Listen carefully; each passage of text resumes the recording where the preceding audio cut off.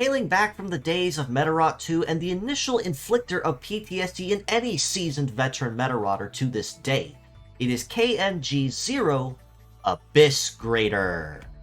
With a kit of Missile, Double Sacrifice, Sea Legs, and the leg ability of Aim, which passively buffs the success of equipped shooting skills just for having the leg equipped. Now, we are most certainly no stranger to Abyss Grader. He's certainly been around for a while, since the days of Medarot 2 and essentially every game since, but he also is no stranger to Medarot S either, as for the longest time, he has been kind of stuck in the enemy NPC jail as an unobtainable model, and just kind of sitting there and looking pretty for anyone that does decide to go after fighting him as a particular enemy. But starting this week at time of recording, he is officially a model that can be pulled in the gacha and added to the game permanently as a model that can be collected. And his kit is basically what it's been since the early days as well, with Missile and Double Sacrifice and Sea Legs, so there really has been very little change to this model over the years. But then again, as it's been said, you really can't change perfection at that point. Missile on the head is a gunpowder-based skill that has a full scattered AoE. That means it will damage all 4 parts evenly or spread the damage evenly across all parts active when damaging the target. That means if there's all 4 parts active, it'll be about a quarter damage to each part total, or if it's 3 or less, it'll be all pooled toward those parts. The only real change to this rule is if the enemy has Conceal applied, or if there is a shield in effect on the enemy's side, where it will instead pool all the damage toward one part exclusively and break the AoE rule. Right and left arm of sacrifice, and the shooting variant at that, are very powerful shooting skills that draw upon up to 50% of the arm's remaining HP, and I should clarify that it is the remaining HP, not the total HP, as bonus damage when attacking the target. At the cost, of course, that upon the end of your turn, the arm will self-destruct and be made unusable. So you essentially get you get a right hook and a left hook, and then after that you just have to pepper them with missiles and hope and pray you take them down after that. The only real change to this is, of course, if you have a healer on the team with Restore or First Aid or anything of the like that can bring the arms back so he can come back with an Encore. However, it is worth noting as well that Sacrifice draws on HP for its bonus damage. So you want to make sure that if you are restoring the parts with First Aid or Restore or All Restore, anything of the like, that you also have your healer set up with someone who can restore lost HP. Because the healthier he is, the stronger the stronger and more damage his arms deal, in contrast to simply restoring them and then firing it off again for a Fire 2 or Fire 3 and so on. But despite that, it is still some pretty solid base power for those two arms as well, at nearly 1400 and just over 1500 on both arms, so even without the HP bonus that they draw upon, it's still going to be a relatively painful attack all the same.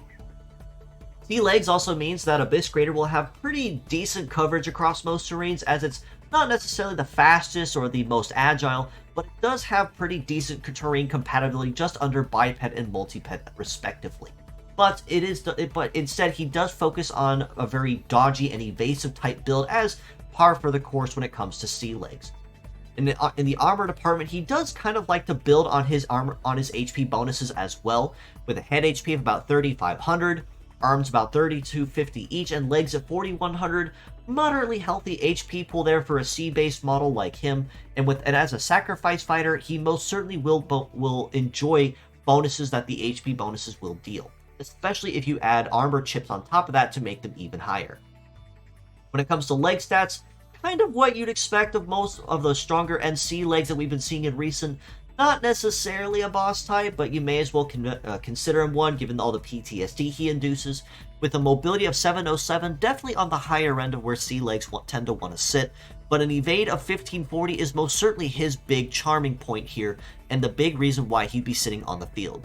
However, with a melee resist of 539, that is going to be a really big pain point for him, as it does mean that anyone that does manage to get up close and personal in his space will be dealing considerably more punish damage to him, in contrast to his shoot resist at 1236, where he can most certainly hold his own up from afar in taking on that enemy sniper in a contest of long-range combat. It is also worth noting that as with his Sea Legs, he is considered triple heavy. So that does also add an extra charm to his sea legs as well if you do manage to snag him, as a way to bolster your long-range nuker on your team if you do end up having the need to use them for sea legs. All this being said though, as a pure set score, I still do have to rate him a pretty flat 5.5 out of 10 in particular, given the fact that he's kind of a one and done deal at this point. Even though he does have 4 uses of missile, which can be nice, once he does use both his arms of sacrifice, if he is alone or there is no healer on the team he's built for, that's essentially it for him. And then after that, he's just kind of a meat shield that's there just to try to hope and pray he draws aggro. But with a leg ability of aim does kind of help boost his overall versatility at this point, as the passive boost to success does mean that he is much more likely to land the hit, and not only that, also land a critical hit on top of that with that passive bonus to his success. However, as mixed parts, I have to rate him just a little bit higher at a 6 out of 10, given that even though as a pure set he can be used, it does recommend exercising some caution and some consideration with team building and building him around a healer that can bring him back over and over.